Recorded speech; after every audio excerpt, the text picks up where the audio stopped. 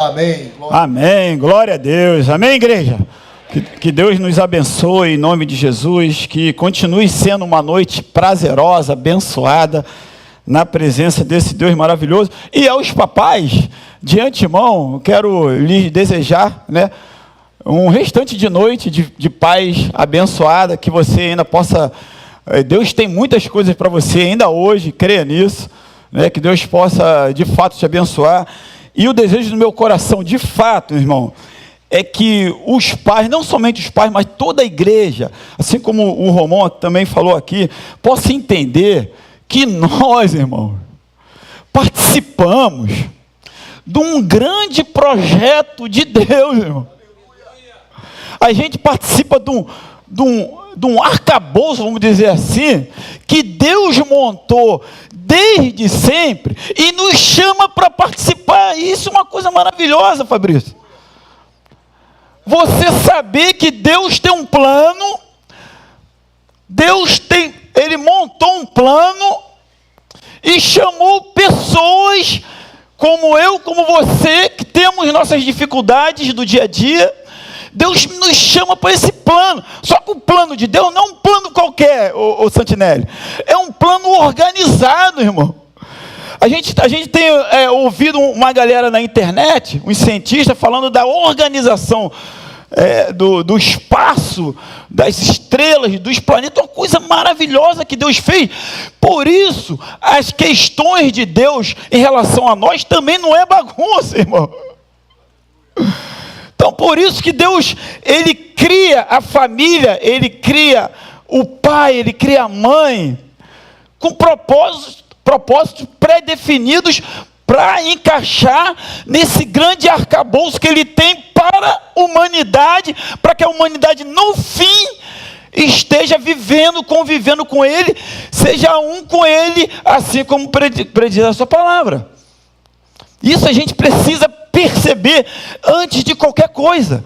Quando Deus me chama para ser pai, eu entendi não só como um privilégio, que é maravilhoso ser pai, irmão. Que bom, irmão. Que mistério, irmão. Que bênção, irmão. Quando eu penso na minha vida pregressa, da vida que eu vivia, aquele tempo de futebol, que eu não andava no arcabouço de Deus, quando eu não andava no projeto de Deus, o que eu pensava somente em mim? O que eu queria, Romão? Queria ser jogador de futebol. Conseguia, cara, ser jogador de futebol. Queria jogar na seleção. Joguei na seleção, irmão. Joguei na seleção de base, seleção sub-20.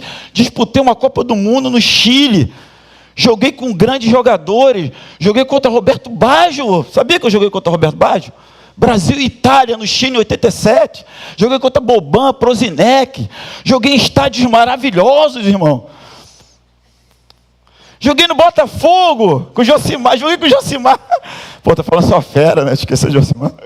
Joguei com o Josimar, que maravilha. Joguei com o Josimar. Josimar, sempre atleta de Cristo lá, convidando a gente fugindo do Josimar. Não queria nada com Deus, eu estava preocupado com o meu projetinho. Até que um dia, estava eu tomando banho de piscina, numa casa que eu comprei quando eu voltei do México. Um carro na garagem, e tinha uma loira, não era essa abençoada linda, maravilhosa aqui não. Minha linda, minha esposa. Falou para não falar dela não, senão ela levanta e vai embora. Não vou falar não. Tinha uma loira de namorada. Tudo aquilo que eu via no Globo Esporte. Eu vi o Globo Esporte, vi os caras com aquele carrão bonitão. Falei, é isso que eu quero para minha vida. E chegou um tempo que eu tinha isso tudo, cara. Eu tinha uma loira, tinha um carro na garagem, tinha uma casa com piscina, que maravilha. Até que o Feijão, nome da fera, Marcos, o nome dele, é pastor hoje também.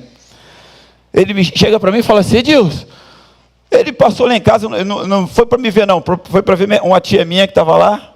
Ele não sabia que eu estava lá em casa, eu estava na piscina, tomando banho de piscina. Feijão chega para mim e fala assim, Edilson, que maravilha te ver, que eu nunca estava aqui no Rio, né? Aí me pergunta se eu estava feliz, se eu era feliz. Falei, cara, é lógico que eu sou feliz. Mostrando as coisas que eu tinha para ele. Eu deveria ter 24 anos, talvez, novo. Lógico, Feijão, que eu sou feliz.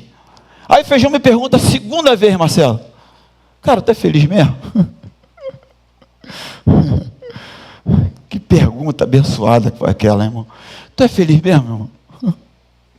Eu não soube responder, eu gaguejei, eu tremi, porque a pergunta foi diferente, irmão. Como que eu sou feliz, Feijão? Não consigo dormir. Eu não tenho segurança nos meus relacionamentos, por isso que eu saio com uma, saio com outra. Eu tenho uma noiva lá em São Paulo, cara. Mas aqui eu tenho uma outra aqui. Joguei lá no México, tinha outra lá. Joguei lá em Goiás, tinha outra lá. Como que eu vou ser feliz? Não respondi isso para ele, mas no meu interior isso pululava. Como? Fora, alijado de Deus, fora do propósito de Deus.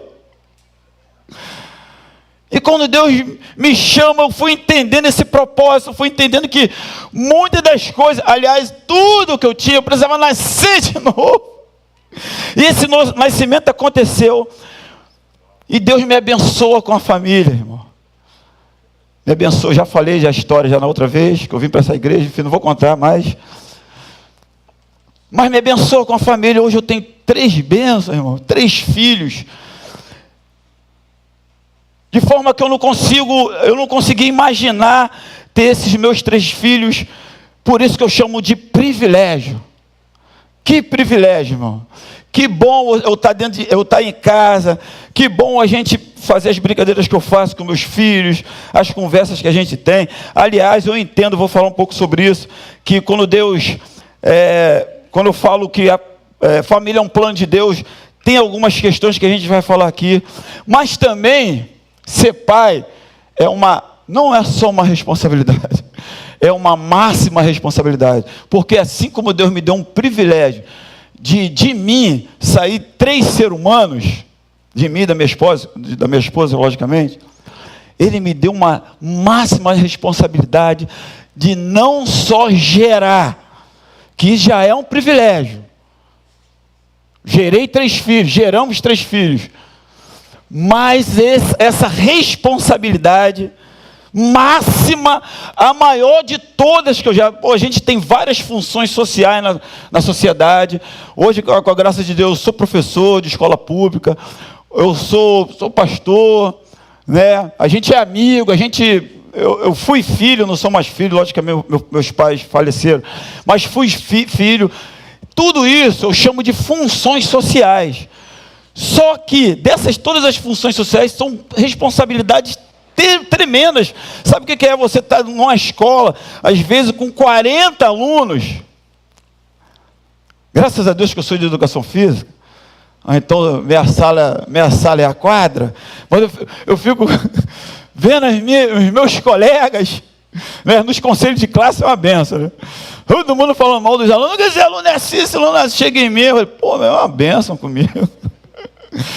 Esse fulano, pô, participativo, joga, se eu boto basquete, o cara joga, se eu boto futebol, os caras jogam, se eu boto vôlei, o cara vai.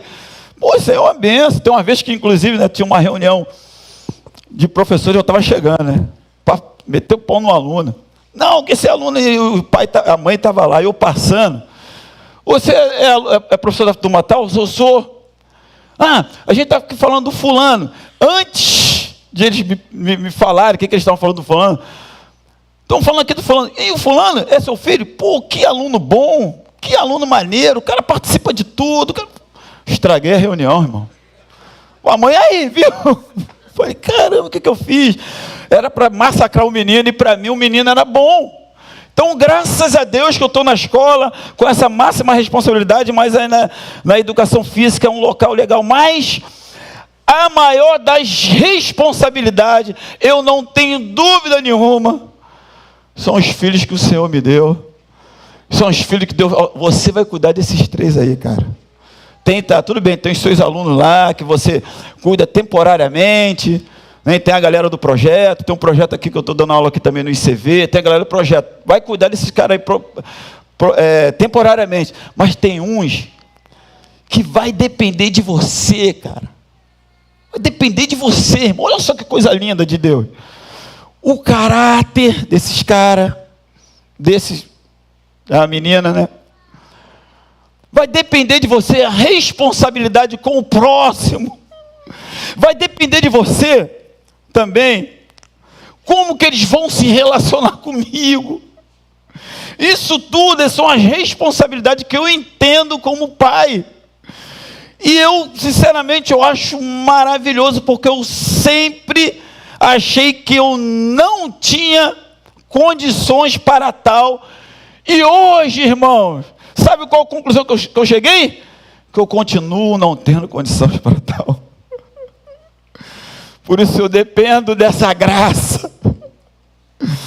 Porque Deus, Ele não nos dá só a responsabilidade, mas Ele vem também sobre nós com o Teu Santo Espírito para nos capacitar, para nos abençoar. E assim como acontece sempre, às vezes eu estou para resolver, a gente vai resolver um problema, uma dificuldade de alguma pessoa, de algum conselho. A maioria das vezes eu não tenho a resposta, irmão. Maioria das vezes. Mas só que acontece um milagre entre o que a pessoa está falando e o que você está ouvindo, e você vai arquitetando a resposta e não vem, mas quando você começa a falar,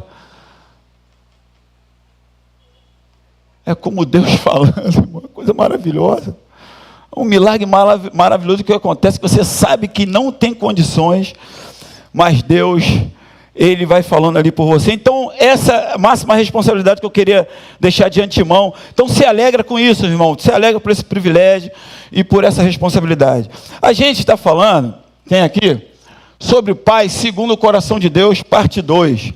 Eu queria começar lendo lá, eu já comecei na verdade, mas eu queria que abríssemos primeiro Samuel, tá, igreja? Não é primeira Samuel, não. Amém ou não amém? Porque, Velho Testamento, eu vou só um toque na galera aí. Velho Testamento são livros, masculino, primeiro. Novo Testamento são cartas, feminino, primeira. Amém? 1 Coríntios, 1 Pedro, 1 João. Velho Testamento, primeiro Samuel. Amém ou não amém? Amém. Desculpa, mas eu gosto de falar isso. Não tem nada a ver, né? 1 Samuel 13. Eu tenho que falar com os pregadores, né? O que você tem a ver com isso? 1 Samuel 13, 14. É porque às vezes os pregadores falam isso no meu ouvido. Eu falo, ai meu Deus, não é 1 Samuel. Mas enfim, vamos lá. Está lá, primeiro livro de Samuel diz assim, 13. Disse Samuel, 13, tá? Você agiu como tolo, desobedecendo ao mandamento que o Senhor, seu Deus, lhe deu. Se você tivesse obedecido, Samuel está falando para Saul, tá? Ele teria estabelecido para sempre,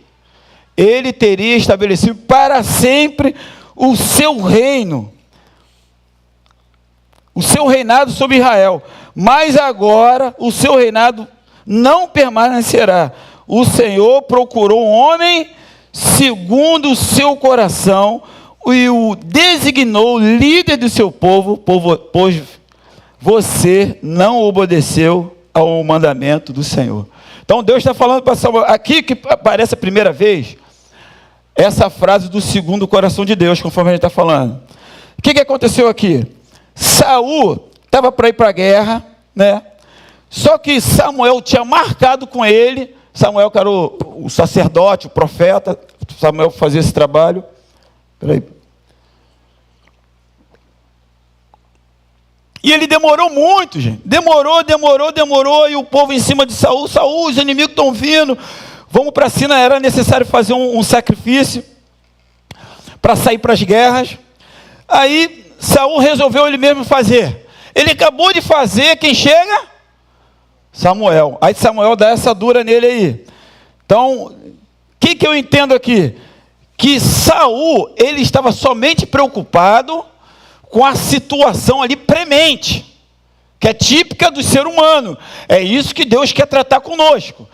Ele estava preocupado com a situação premente, que vinha algo contra ele, que era mais forte do que ele, e havia necessidade do sacerdote liberar a bênção para eles partirem. Demorou muito, Samuel. Aí ele vai lá e faz o sacrifício, que não era mistério, não era ele que deveria fazer aquilo, somente os sacerdotes. Ele fez. Aí o Samuel falou assim: ó, Deus já preparou um que é segundo o coração dele. Então, para a gente entender segundo o coração de Deus, a gente tem que entender o seguinte: que as pessoas, ou o pai que vai viver segundo o coração de Deus, ele precisa entender todo esse arcabouço, todo esse projeto de Deus, para ele não se perder nas pequenas coisas, ainda que essas pequenas coisas não são pequenas coisas para nós. Vou dar um exemplo. Josafá, também um rei, tinha problema que ele ia para a guerra. Tinha que ir para a guerra, os inimigos vieram para cima dele. Sabe o que ele faz? Ele faz uma oração: Senhor, no passo de uma criança eu não sei o que fazer. Quando ele fez isso, eu costumo dizer que é como que Deus esfregou a mão, cara. Caramba, Josafá entendeu. Ele veio a mim, ele entendeu que tinha um grande problema, só que ele está comigo, ele anda comigo. Ele, Senhor, eu não passo de uma criança. Deixa eu falar, Josafá, nessa batalha tu não terá que pelejar. Segura tua onda e deixa comigo. Quem também que eu gosto muito? Eliseu, irmão.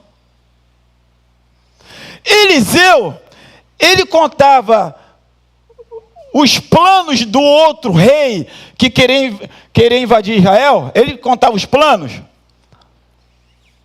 O que o cara pensava lá, ele contava para o rei daqui. E sempre quando os caras chegavam, já tinha uma armadilha preparada. Caramba, quem que faz isso? O rei de lá falou: pô, quem que faz isso? Não, tem um profeta lá, que esse profeta ele fala os teus planos para o rei, por isso que a gente chega lá, já era. Aí sabe o que aconteceu? Esse rei manda um exército para pegar Eliseu, cara. Aí estava Eliseu e o moço dele, né? Geazi ou Geazi. Eu gosto de falar Geazi. Estava Eliseu e Geazi. Geazi desesperado, Romão. Falou: Eliseu, olha para o monte. Muitos inimigos, Eliseu. Eliseu tranquilão, tirando o soninho dele. Vai lá, fera. Os que estão conosco são mais do que os que estão com eles. Só que Geazi não conseguia enxergar. Ele não via nada. Aí o que Eliseu faz? Faz uma oração. Abre os olhos espirituais desse menino aí, Deus, por favor. Aí Deus vai lá e abre os olhos espirituais de Geazi. Aí Geazi consegue ver um exército de fogo, irmão, maravilhoso, em volta dos inimigos de Israel. Aí Geazi empolgou: vamos para cima. Ô, Juvenil, espera. Não é assim não. Aí Eliseu pede para Deus deixar os caras cegos. Aí joga os caras lá no meio da aldeia do povo de Israel. Aí, a galera tá aí, os caras que vieram para pegar a gente aí.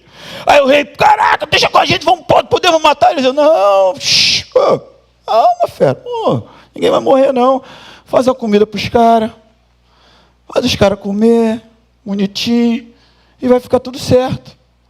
Cara, não é que eles fizeram isso e deu certo, irmão. Estão compreendendo? Quem anda com Deus, quem é digno de ser chamado segundo o coração de Deus, a plenitude que eles chegam, irmão. Rapaz, o cara, um grande exército vinha contra Eliseu, mano. Ele, ao invés de desesperar como a gente se desespera diante das dificuldades, não, meu irmão. É um nível difícil de chegar, mas nesse grande projeto de Deus, quem entende esse grande projeto de Deus, consegue andar, se consegue entender, por exemplo, que você tem uma estrada para trilhar, irmão, é a tua estrada. Daqui para São Paulo, tem uma, se a gente for pela Dutra aqui normal, tem uma serra, irmão. Aí vem a serra e vai desesperar por causa da serra. Tem que passar pela serra, irmão. Porque o teu projeto é chegar em São Paulo. Logo, se eu tenho que chegar em São Paulo, logicamente eu vou ajeitar, ajustar meu carro de acordo para que meu carro não morra na serra, aquela coisa toda. Então eu vou me preparar, qual é o meu projeto? Chegar em São Paulo. Eu vou chegar. E é mais ou menos assim, quando a gente anda com Deus. A gente entende que é peregrino nessa terra, mas a gente precisa chegar na terra prometida. E Deus vai mandando os maná para nós. Vai mandando os maná, vai nos sustentando na caminhada. E não é para a gente se desesperar na caminhada, pelo contrário. É para que a nossa experiência, a partir dessas situações, das serras da vida, a gente amadureça e em amadurecendo, Deus fala, opa, mais um que me entendeu, fica aqui do meu lado, fera. Tu está aqui comigo. Gente, Jesus, ele se assusta com a resposta do centurião, meu. Quem lembra disso? Ele se assusta. Jesus ia lá curar o filho dele, falou, não precisa não. Manda uma palavra, porque eu também sou líder, centurião, sou líder de 100 soldados, eu sou líder. Se eu falo uma palavra, os caras têm que me obedecer. Então o cara reconhece a autoridade espiritual em Jesus, fala assim, só manda a palavra, não precisa nem ir lá. Jesus se assustou. Eu não vi essa fé em Israel. É mais ou menos assim, eu não vi essa fé na igreja. Cara, foi curado. Então, meus amados, quando a gente fala que família é plano de Deus, o que eu entendo? Família pode ser um grande parque de diversão, é ali que está você e sua esposa. Eu creio que Deus aproveita os atributos da mulher, bem definidos por Deus, os atributos dos homens que são bem definidos, pré-definidos por Deus, junta, deles saem crianças, para que ali a criança entenda que ali, dentro daquele mini arcabouço, daquele maná que Deus preparou para nós irmos para a terra prometida, é um parque de diversão, irmão. É um lugar de você brincar, se divertir. É um lugar para vocês que têm filho pequeno, brincar com seus filhos de cavalinho mesmo, de futebol. É um lugar de fazer eles aprenderem a andar de bicicleta, que maravilha. É um lugar de vocês levarem eles para a praia. Levar meus filhos para a praia, jogava e dava as cordas, minha mulher... Os três nada para caramba. A gente vai, às vezes do recreio, está uma brava, ninguém entra, só nós quatro que entramos. Assim, a gente não está falando também que a gente é melhor, bonzão, não. Até eu falo isso para ele. Mas a gente, onda, brava, ninguém... A gente... Porque eu cheguei... É que também lá em casa tinha piscina, né? Jogava os caras... Nada, vai, nada aí, fera. Eu entendo também que na família é uma oficina ali, lugares de consertos necessários, né, Dilcinho?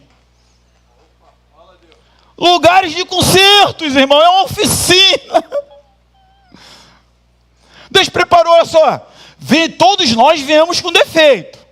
Então eu estou colocando o pai com seus atributos, uma mãe com seus atributos, para que teu filho vai vir com defeito. É só a gente lembrar do Mogli. O Mogli ficou perdido lá na floresta. O que o Mogli virou? Virou um com eles. Com os como é que fala? Os macacos, né? Os gorilas. O quê? Os lobos, perdão. Os lobos. Poxa, eu sei tudo de filme. Com os lobos. Então, consertos nesses ajustes. E não só do pai para com o filho, mas da mulher para com o marido. Por que da mulher só da mulher para o marido? Por que, Josimar? Da mulher para com o marido também. Deus mandou a mulher com essa sagacidade, consertos necessários. Também é um lugar de fórum, meu irmão. Os grandes debates é para ser feito numa mesa. Na família, os grandes debates que estão pululando aí, não sei nem mais se é pós-modernidade, é pós da pós-modernidade, Tem um monte de debate fervilhando ali. Aonde que a gente vai discutir isso? Ideia de Deus, tá? Na família, irmão. Sociedade secreta, cumplicidade e lealdade. As dificuldades do seu filho, da sua esposa, do seu marido, entre nós ali. A gente resolve ali, quando a gente sai resolvidão. Tem muito isso no futebol. No futebol, a gente tinha um negócio de quebrar o couro como no vestiário, irmão. No treino, irmão. Só que a gente tinha um código. Entrou em campo, esquece tudo, filho. Nosso adversário é outro. Dentro do vestiário, xixi. Ei, Josimar. Gente, sabe como é que a gente foi campeão em 89? Eu já falei, já preguei muito sobre isso. Aliás, preguei não, já usei muito isso. Irmãos, o Espinosa, Valdir Espinosa, né? Ele cancelava treino. Falava assim, hoje não tem treino. Churrasco. Acredita? Churrasco na casa do fulano. Aí um amigo nosso, né, que falava errado, ele falava assim, Quinoí, lembra disso? Quinoí. É obrigado, é treino. Churrasco. Por isso que a gente tem uma brincadeira entre nós, jogadores, quando a gente não está entrosado, tem que fazer um churrasco, pô. Churrasco, irmão. Por quê? Cumplicidade e lealdade. Ali no churrasco, uma das coisas que eu falava muito lá na antiga igreja, eu falava, cara, os caras no churrasco bebiam cerveja e ali se entendiam, irmão. E nós, com o Espírito Santo, irmão, dentro de nós, a gente se engalfinha na igreja, mano. A gente não tem o mesmo rumo, a gente não entende que esse grande arcabouço é para nós fazermos força para todos chegarem, e não só 2, conforme aconteceu quando o povo de Israel saiu do Egito, só chegaram 2, irmão. Isso não te indigna não, irmão?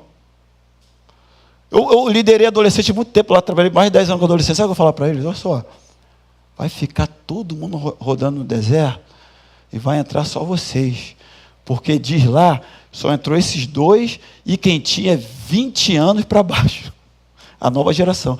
Por isso que foi necessário escrever Deuteronômio, que é a repetição da lei, porque era uma galera que não, uma galera nova, uma garotada.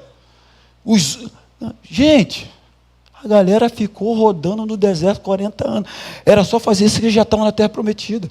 Deus permitiu que os caras rodassem 40 anos de deserto até acabar. Acabou, morreu o último, beleza, pode entrar. Essa é a realidade, irmão, nua e crua. E até quando também a gente vai ficar rodando para entrar quantos? Jesus fala que a porta é estreita. Eu quero entrar nessa porta estreita, mano. Por isso que eu estou falando desse grande arcabouço. Sociedade secreta, cumplicidade e lealdade. Centro de saúde, cura do corpo e da alma. Cura do corpo literalmente. Quem lembra do mertiolate? Você é do tempo mertiolate. Minha mãe não estava nem aí, mano. Eu me enralava direto. Chegava lá, tem que tomar banho. Pô, não gostava de banho. Viu que não é só de hoje, não. Meus filhos me zoam. Pô, mó frio, pra que tomar banho, né? Pô, minha água tá vendo muito cara, gente. Aí eu o que eu faço? Tomo um banho à noite para dormir. Romão, eu sou professor de educação física, dou aula toda hora, Romão. Eu vou ficar tomando banho, bota um perfumezinho francês. Aí à noite eu tomo um banho, e é o banho do outro dia. E vamos que vamos, galera. Não precisava falar isso, né? Puxa vida. Centro de saúde, cura do corpo e da alma. Então, lá no banho, você não precisa. Para que eu fui falar disso? Dei mole. Então, cura do corpo, da alma, porque já era desse tempo que o Josimar falou até de manhã. A gente vinha com aquele colarinho aqui, né? E a mãe fala, vai tomar banho. Não, pô, nem suei. Tá jogando bola desde eu jogava bola de meio-dia até a hora de dormir. Que eu saía da escola meio-dia, não almoçava. Então a cura do corpo, aquele mertiolate, cura da alma. Eu lembro que uma vez num churrasco, Dilcim pegou o facão, cara, eu vi de longe. Quando eu ia falar, não, Dilcim fez assim, o facão lambeu a perna dele. Falei, caramba, desesperado, joga no carro e vamos para o hospital. Criou uma ferida grande lá, né? Dilcim, a benção de Deus. cura do corpo e da alma também. Ali, que na família, que vem o primeiro psicólogo é tua mãe, irmão. Teu pai. Os psicólogos estão lá dentro da sua casa. Amém pelos profissionais de hoje, né? Porque eu gosto muito, vou falar um pouquinho sobre isso também. Mas ali dentro que o negócio parado tem que acontecer ali dentro. Mas aqui, ó, aqui o couro come. Saímos com cara de paisagem. Todo mundo, vamos para a festa, todo mundo com cara de paisagem. Mas ali dentro, fera, pô, minha mãe, quando eu entrava, eu ia para aquela cachoeira ali de Relembro. Quando eu voltava, esquece, irmão. Minha mãe me pegava bonito. Cooperativa, interesse de cada um são feitos no interesse de todos. Que horas tem, Jesus? E já. E refúgio, amor verdadeiro e aconchego. Na minha visão, não existe uma cartilha pronta para ser um pai de verdade, mesmo porque, que eu acho mais interessante, que a Bíblia não nos dá isso. Quem mais fala de família no Novo Testamento é Paulo, e ele não era casado, mas o que ele fala são coisas tremendas, mas ele não era casado. Mas de prática, a gente vê uns caras pisando na bola, principalmente lá no Velho Testamento. No Novo Testamento a gente não vê, porque não fala, por exemplo, a gente sabe que Pedro era casado, mas e aí, cadê os filhos dele? Não tem, então não tem uma cartilha. Aí eu botei aqui, lá da psicologia, aí o que as ciências falam? Na psicologia, diz que pai é uma presença que dá estrutura, fortalece vínculo emocional, dando segurança interna, estabelece uma identidade. Ou seja, o menino precisa saber que ele pertence a algum lugar, ele pertence a uma família, assim como ele pertence a uma escola, pertence a algum lugar. Então, ele tem uma identidade e cria vínculo. Psicopedagogia diz que cria aquela aprendizagem afetiva, né? A criança adquire como modelo de comportamento. Ou seja, ele aprende com o pai, que o pai e a mãe são um modelo para ele, que é aquele que ele está vivendo ali o dia a dia. Então, a psicopedagogia fala assim, que é aquela aprendizagem que tem afeto junto, não é só na escola que ele aprende com a professora, que está ali, é a profissão dela. Então, ela está ensinando mais as matérias, embora o professor também eduque, né? Embora não seja nosso papel, mas ali com os pais ele está aprendendo. A sociologia já vai dizer que a família ela vai contribuir, o pai, melhor dizendo, contribui na formação cidadã e na transmissão de valores sociais, assim como ele começa a entender que vai haver trocas, né? Trocas de relacionamentos. Então, na família, ele entende aquilo dali e ele vai reverberar na sociedade. E a filosofia fala da ética, da responsabilidade e construção de vínculos. Amém? Agora, o que eu vejo no cotidiano? A gente vê no cotidiano a mistura, ou melhor, aquela linha bem tênue entre pai Caxias, aquele que não deixa seu filho fazer nada. Não pode, isso não pode, isso não pode, não pode, não pode. Cria o garoto, ou cria a criança numa redoma, né? sem deixar o filho ter experiência. A gente vê isso, em contraponto, o permissivo demais, que não bota limite nenhum. Está liberado, pode fazer o que quiser. Ou então, a gente vive entre o pai intrometido, aquele que se mete em tudo, principalmente, aliás, eu vou falar mais da minha área, porque é onde eu atuo, no futebol, na escolinha de futebol, os pais são chatos pra caramba. Tem um menino que eu dou aula ali no Barata, que ele, várias vezes, ele vira para ele, pai, fica quieto. Garoto de 9 anos. E o pai perturba ele, toca a bola, fulano, faz isso. Aí eu chego, deixa teu filho jogar, cara. Poxa, aí eu vou com um jeitinho, né? Mas enfim, mas a vontade que eu tenho, para de falar aí. Inclusive, não sei se vocês sabem, os times grandes principalmente, alguns pequenos também, não permitem que os pais entrem nos treinos. Eu li um livro muito tempo atrás do Edu, irmão do Zico, que fala também sobre essa psicologia, que os pais atrapalham tanto que os meninos, quando chegam com 14 anos, eles querem largar o futebol. Enfim, então tem um intrometido, mas também tem um omisso, que não participa de nada, não dá um toque, não ajuda o pai em nada. Às vezes o cara tem uma profissão, podia ensinar aquela profissão para o filho, mas o cara se omite, deixa o moleque se virar sozinho, né? Então, a gente tem também o excessivamente bonzinho, que eu vou dar tudo de melhor para o meu filhinho, porque eu não tive isso. Eu ia falar o nome, mas eu vou falar não. Para o meu fulaninho, eu ia falar um nome, esse nome que está na moda que eu ia falar aí, mas vai que tem aqui alguém, aí me processa. Não tem ninguém não? Tem nenhum Enzo aqui não? Eu dou tudo de melhor, meu bebezinho. Não sei o quê. Dá tudo de melhor. Não deixa também o menino ter experiências difíceis na vida, irmão. Eu lembro que uma vez, vou falar de você de novo, assim, obrigado por estar na minha mensagem. Cara, eu estou lá na escola, lá de Campo Grande, me ligam, vem aqui pegar teu filho, que teu filho está fazendo malcriação aqui, devia ter uns 13 anos, assim. 13 anos lá naquela escola ali de 11. Poxa, eu educando o filho dos outros e meu filho dando problema lá na escola. Cara, imagina como é que eu vim lá de Campo Grande. Vim aí, tudo que a moça falou, eu entendi. Não, tudo bem, pô, tá certo, não sei o quê. Vamos embora, vamos. Eu entro no carro, vem quem vem entrar no carro. Ele vem entrar no carro também. Falei, o que tu quer? Vamos embora. Pô, meu irmão, tu vai a pé daqui até lá. Se vira. Eu entrei no carro e vou embora. Caramba, se ele vai no carro comigo, ia dar ruim. Então deixei ele vir andando de lá do... Esqueci o nome do colégio lá para o lado lá do Padre Miguel lá. E eu moro aqui no Barato. Vem andando de lá para cá. Ou seja,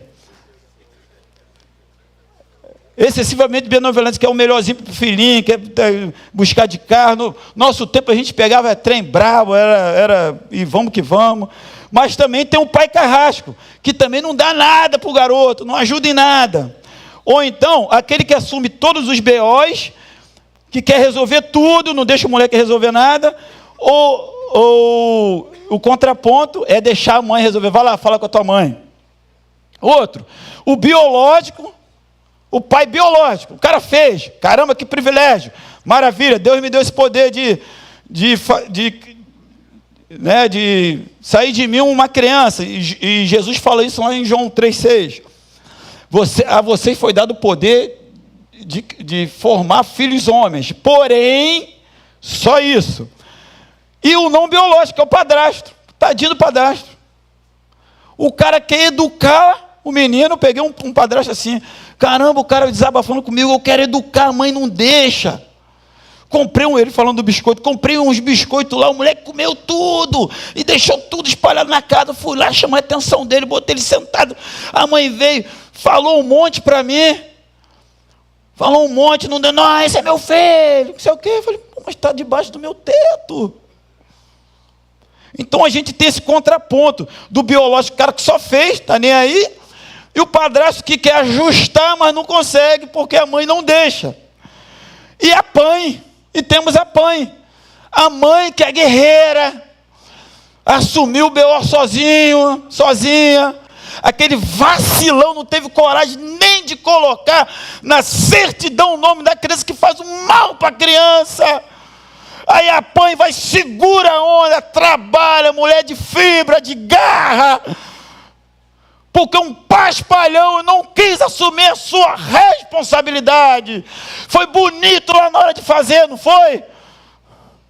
Mas não quer assumir. Vocês não imaginam como isso faz mal para as crianças, para os adolescentes lá na escola que a gente vê. Então, quando a gente está no arcabouço de Deus, a gente entende que esse processo é contínuo, não é só ir lá jogar o negocinho e tchau. Dá um nome para o menino, para a menina.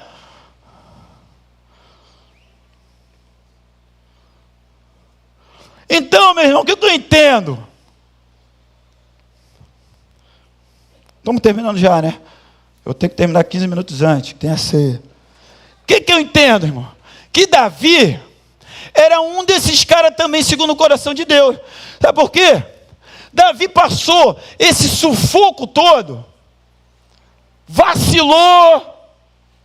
Josimar contou aqui de manhã, ele permitiu um incesto em sua família, ele não se envolveu. Aí o seu filho Absalão foi lá, matou o Aminon, que pegou a irmã dele, que eram irmãos parte somente de mãe. Davi não fez nada. Mas sabe o que aconteceu mais para frente? Absalão usurpou o trono de Davi, meu irmão. Tomou. Rei, agora sou eu. Absalão, filho de Davi, tomou o trono do pai. Eu que vou reinar no seu lugar. Davi sai humilhado de Jerusalém. E Davi, quando está saindo, parece um cara chamado Simei, irmão. Simei começa, seu assassino. Simei era da família de Saul. Seu assassino, seu sanguinário. Começa a tacar pedra de Davi, em Davi. Joabe, que era o comandante de Davi, do exército, falou: vou matar esse cara. Quem é esse cara que está falando isso do rei? Davi, segura, fera. A gente tem que entender por que o homem segura o coração de Deus, irmão. Segura, fera, não vai morrer ninguém.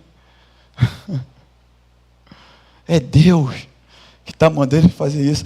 Davi fala isso. Quem sabe Deus tem misericórdia de mim e eu volto. Quem sabe? Davi saiu humilhado, não matou o cara, não deixou ninguém matar o cara. Aí o tempo passou, mataram Absalão. Davi chora: Absalão, Absalão, meu filho. Absalão chora, porque Absalão morreu. E ele volta. E adivinha quem vem receber Davi, irmão? Quando Davi está voltando? Simei de novo. Aí Simei vem: Davi, meu rei. Aí Joabe de novo: caramba, esse falso, vou matar Davi. Segura, fera, ninguém vai morrer não. Não voltei? Tudo certo, voltei. O cara não matou, irmão. Aí sabe o que acontece? Quando Davi, no final da vida, Davi chama Salomão. Falou: Salomão, seguinte, atende os mandamentos do Senhor. Tu é um cara inteligente, ora, se tudo que você for fazer, você ora a Deus, pergunta a Deus, se é assim, se é assado. Ele dá todas as instruções para Salomão. Aí no final ele fala assim: cuidado com Simei.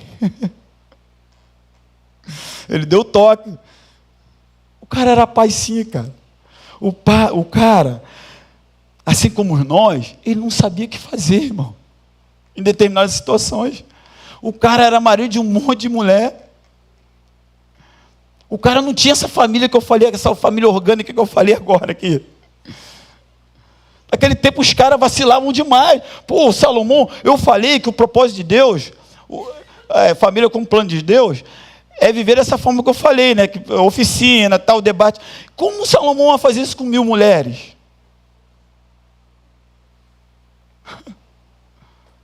Só que Deus, a preocupação de Deus é com o seu grande plano. Davi recebeu a sentença merecida nesse nosso plano. O filho, quando ele pecou com Batseba, o filho dele, primeiro, não vingou. Ele orou, Deus não deixou vingar, morreu. Mas Deus foi misericordioso com ele. Fez com que Salomão viesse da mesma mulher. Olha que maravilha. Aí Davi escreve vários salmos, irmão. Vários salmos penitentes, ele produz vários salmos maravilhosos. Aí eu queria, em alguns minutos, ver com vocês o salmo que a gente conhece. Que Davi, ele fala assim, é como se Davi estivesse falando assim: caramba, cara, eu não soube ser um grande pai. Eu não soube criar bem meus filhos, ensinar os meus filhos. Por isso que aconteceu essas tragédias todas na minha família. A ponto de ter uma profecia na minha família que jamais acabaria a espada na minha família. Mas só que também tem uma outra promessa na minha família. Deus promete que da família de Davi sairia o rebento. Jesus é chamado de filho de Davi, inclusive. Então, por isso que eu quero que vocês entendam a questão do projeto de Deus era esse. Só que, não que Deus não levou em conta os deslizes de Davi, mas em relação ao relacionamento com ele, Davi tinha. Só que Davi estava tendo uns deslizes de humano que a gente tem. O que Deus fazia? Corrigir esses deslizes. É o que eu tentei fazer com meus filhos, que eu tento fazer com meus filhos. É que nós devemos fazer com nossos filhos. Corrigir os deslizes. Mas o grande arcabouço, meu filho está dentro. Mas ele tem deslize. Aí eu vou corrijo. Mas ele está dentro do grande arcabouço de Deus. Então, às vezes, meu irmão e minha irmã, tu tem deslize, mas continua aqui. Eu tenho uma mensagem sobre santidade, que eu falo mais ou menos sobre isso. Eu vejo muita gente falar aqui também, nós não somos, nós somos santos sim, por quê? Porque Deus fala que eu sou santo. Eu não sou santo por causa das minhas ações, mas Deus fala que eu sou santo. Então, nós não somos santos sim. Agora, processo de santidade, eu estou aqui dentro do arcabouço de Deus, que é o quê? De santo. Porém, dentro desse arcabouço, eu tenho que buscar a minha santidade, que é a minha condição, como eu ando com Deus, que é diferente do que eu estar lá fora disso aqui, eu estar andando lá fora. Como eu estou andando com Deus. E Davi entendeu isso, ele produz esses grandes salmos, e um dos tais, que eu quero ler com os irmãos, ele apresenta a Deus como pai, como pastor e pai. Que é Salmo 23, todos nós conhecemos. Ele fala assim, ó. Vamos lá no Salmo 23.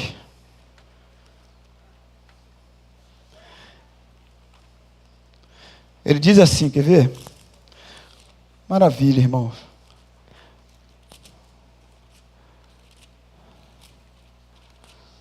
Salmo 23. Amém? Diz assim: o Senhor é meu pastor, de nada terei falta. Em verdes pastagens me faz repousar e me conduz a águas tranquilas. Restaura-me o vigor, guia-me nas veredas da justiça, por amor do seu nome.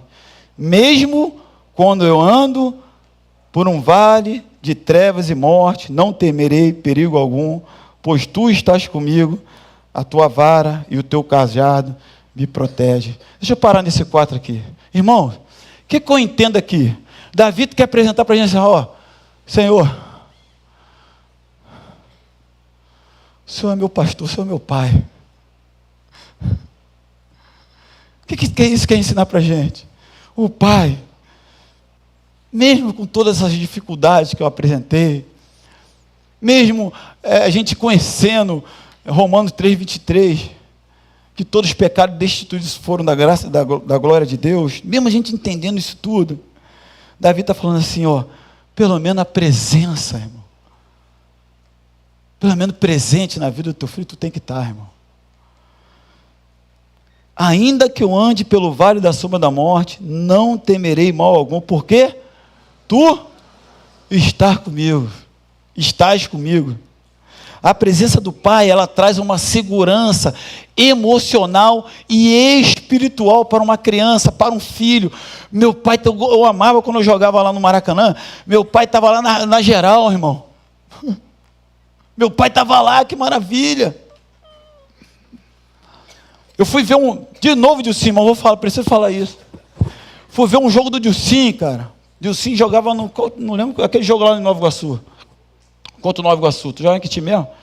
Jogava num time aí, num campeonato aí, que ele estava abaixo da idade, e eu precisava ver como é que meu filho jogava, porque eu precisava fazer umas ligações de uns colegas, para ver se eu colocasse ele num time melhor, que até então a gente é filho, a gente quer o melhor para o nosso filho, então eu não quero forçar a barra, só porque eu fui jogador, eu quero que meu filho seja jogador, não, eu quero ver que se ele joga mesmo, porque ser jogador não é fácil não, irmão. Não é só jogar bola, não. Tem que saber jogar futebol e entender todos esses trâmites. Aí eu fui ver o Dilcim jogar. Tá os pais lá, eu sento lá no cantinho da arquibancada, eu não gosto de ficar junto, né? Por causa enfim, de algumas coisas que os pais falam, xingam, aquela coisa toda. Cara, o Dilcim estava fazendo uma partida espetacular. Falei, caramba, meu filho é jogador, cara. Jogando contra o Nova Iguaçu, um time de melhor estrutura que o dele, que eu não lembro qual era. Acho que era o Dax, né?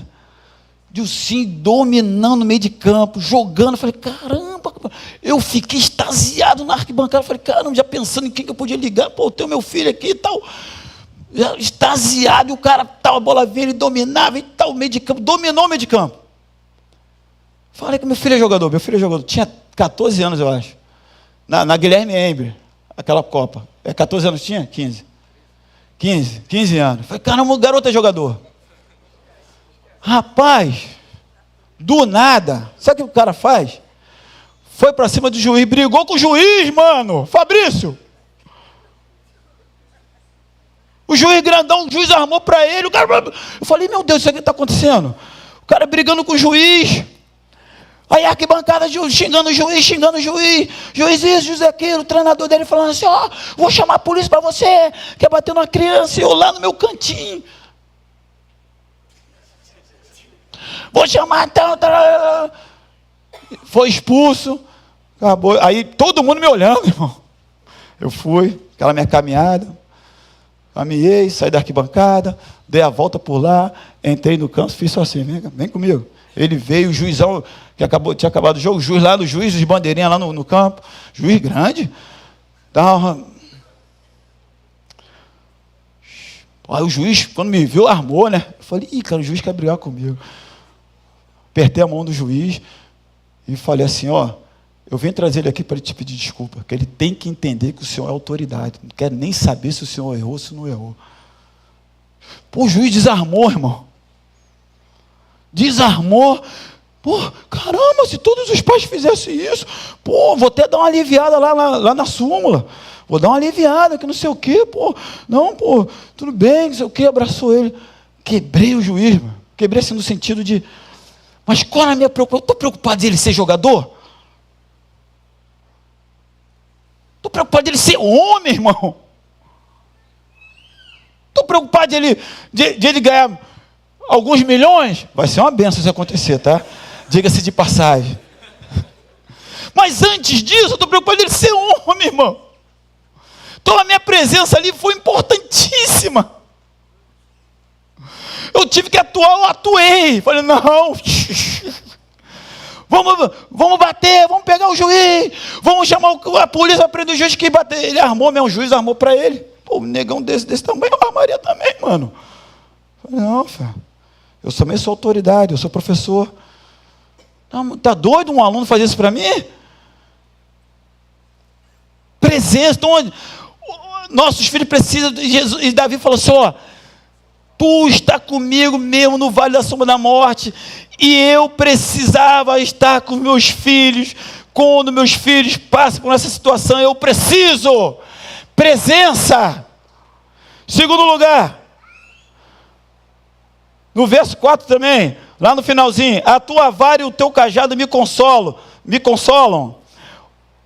Eu chamei isso aqui de 3 P's, tá? Presença, proteção. A tua vara e o teu cajado me consolam. A vara e o cajado representam o quê? Correção e direção. A família, os filhos precisam de constantemente serem corrigidos e protegidos. E direcionados, melhor dizendo, direcionados. O pai protege não apenas fisicamente, mas também espiritualmente, emocionalmente. Nós precisamos defender as emoções da nossa família, irmão. E por incrível que pareça, como que a gente defende a emoção da nossa família?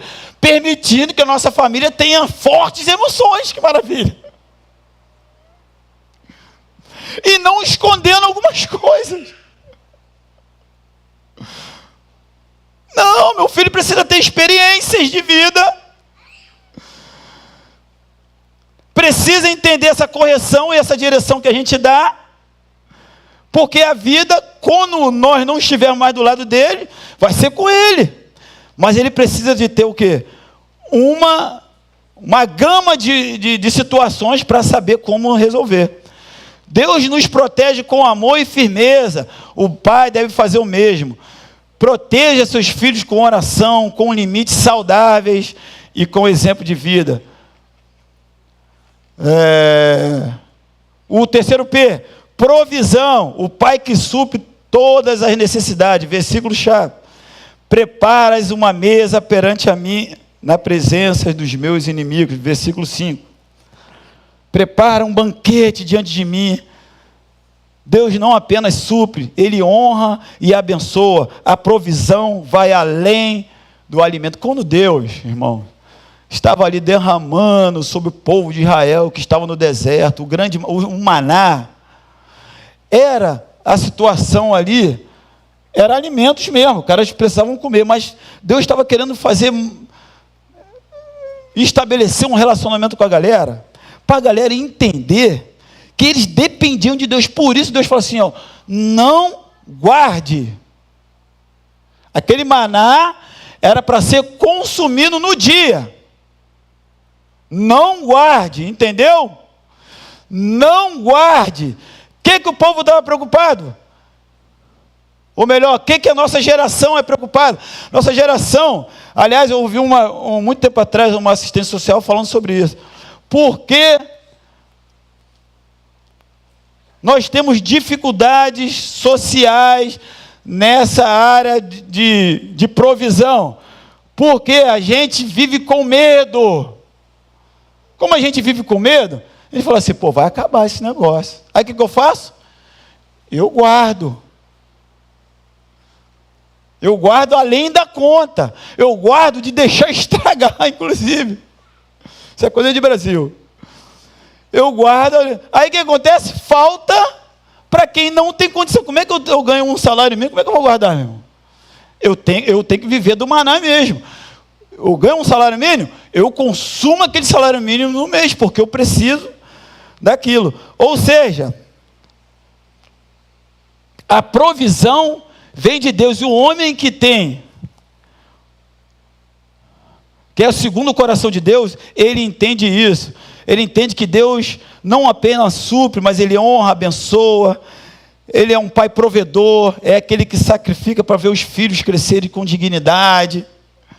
Então, aquele que eu estou falando do grande arcabouço, Deus quer que a gente passe por esse caminho desse arcabouço de Deus, desse projeto de Deus, com dignidade, meu irmão.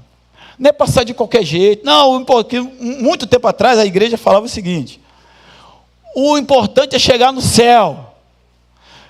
Não estava errada não, mas como que a gente chega no céu? Com dignidade, né, irmão? Com dignidade. E a igreja, ela tem condição disso, e a sua família, que tem um pai provedor, também tem condição de chegar lá com dignidade. Amém? Eu estou correndo aqui por causa do horário, tá? Desculpe aí. A conclusão que eu chego, que o Salmo 23 revela que Deus é um pastor presente, protetor, provedor, que o pai terreno, ele é chamado, nós somos chamados para refletir esse caráter de Deus. Amém ou não amém? Então, Davi entendeu isso. Davi entendeu que ele, embora ele tenha dado esses vacilos todos, mas ele entendeu que ele tinha um pai. O Ministério do Louvor pode subir. Ele tinha um pai, eu tenho um pai que é meu pastor, que não deixa faltar nada, que ele protege as minhas emoções. É um Deus presente, que está sempre presente na minha vida, me corrigindo quando tem que ser corrigido. Ele me corrigiu, foi dura a correção de Deus, mas eu entendi. É um Deus que provê todas as coisas, inclusive Ele prepara uma mesa na presença dos meus inimigos, e eu gosto de falar isso na ceia também. Está preparado uma mesa na presença dos inimigos, nossos inimigos. Eu gostaria também que os irmãos que vão servir a ceia já chegasse aqui. Então o que eu queria dizer para os pais? Que tipo de pai, que tipo de pastor, vou te chamar de pastor da sua casa, de um sacerdote, você tem sido para o seu filho, para a sua família, e aos filhos também. Você tem honrado, valorizado o seu pai, que Deus te deu, porque você pode falar assim: poxa, mas meu pai foi um canalha, meu pai foi um sem vergonha, meu pai não teve coragem nem de botar o nome dele na certidão. Mas deixa eu falar uma coisa para você, irmão. Você tem razão. Só que Deus, escolheu esse homem para que você existisse. Você só existe por causa dele. Você existe porque um dia ele teve uma relação com a sua mãe e você nasceu, irmão. E quando você nasce, é provisão de Deus. Que ele fez a parte dele, embora não sei se foi com amor ou sem amor. Amém. Amém? Não sei, pensei que você quisesse. Se você quiser estivesse atendendo a apelo. De repente, pô, mas não foi com amor. Mas saiba você que tem um amor maior sobre tudo que o seu pai de repente fez que não foi legal, que você não achou legal. Tem um amor maior que te abraça. Tem um amor maior que quer cuidar de você, que te abraça e fala assim, ó, ainda que uma mãe, conforme está lá em Isaías, esqueça de você, ou ainda que teu pai esqueça de você, eu jamais esquecerei de ti, meu filho. Por isso que você está aqui nessa noite, para você entender que você precisa largar esse teu passado, quem sabe uma experiência muito ruim com o teu pai, uma experiência ruim, meu pai não foi legal, teve gente que colocou, não, nem vou lá, porque essa experiência não é legal comigo. Irmão, agora tu nasceu de novo, tu é uma nova criatura. Agradeça a Deus porque você, pelo seu pai que é sem vergonha, mas o Senhor permitiu que a partir dele você viesse ao mundo e você existe. Olha para a vida de Salomão, irmão, você já parou para pensar nisso? Salomão surgiu de um relacionamento ilícito, irmão. Ele surgiu do relacionamento de Davi com Batseba. Aliás, o primeiro filho não vingou, mas Deus permitiu que o segundo filho vingasse, que é Salomão. Então a graça de Deus, a misericórdia de Deus é tão grande que é capaz de abarcar essa situação. Por isso não tem desculpa para nós, irmão. Você é uma nova criatura, um novo nascimento. Então assuma, assim como Davi fez, assuma Deus como seu pai, como seu pastor, não só como um criador que está distante, que está longe. Pô, Deus não está nem aí comigo, permitiu que acontecesse isso comigo, que meu pai me tratasse dessa forma. Deus está tão aí com você, que Ele permitiu que o seu próprio filho, mano, passasse por todo aquele escárnio, e com certeza você estava também. Quando a gente fala assim, Jesus não se preocupa com a situação, não, essas situações de injustiça que a gente vê, estava na cruz, irmão. Deus pensou em tudo, por isso que Ele está com um projeto novo. Vem para esse projeto novo, entra nesse projeto, pode entrar nesse projeto, porque eu estou, além de eu levar vocês com dignidade, com amor, com perdão, com misericórdia, a misericórdia vai ser renovada todo dia tem coisa nova, vai ser renovada todo dia. Além disso tudo, vocês vão de receber um corpo glorificado, amém, igreja? Onde não haverá mais dor, onde não haverá mais pranto, não haverá mais injustiça. Então vem para esse projeto de Deus. Você que é pai também, pô, eu errei muito com meu filho, vai lá, dá tempo. Não, mas eu já sou velho. Dá tempo, restaura essa união, dá uma ligada, manda um zap. Se puder ir, vai lá, dá um beijo, dá um abraço. Não sei falar, eu não sei falar, mas dá um beijo, dá um toque, seja presente. Eu não consegui protegê-lo, que ele já é velho, mas seja pelo menos presente. Amém, igreja? E que o Espírito Santo de Deus possa abençoar e te conduzir nesse grande arcabouço, nesse grande projeto de Deus, e que a tua família, irmão, seja participante desse grande projeto e que você conduza essa família até a terra prometida. Amém? Amém. Deus abençoe. Aleluia, glória a Deus.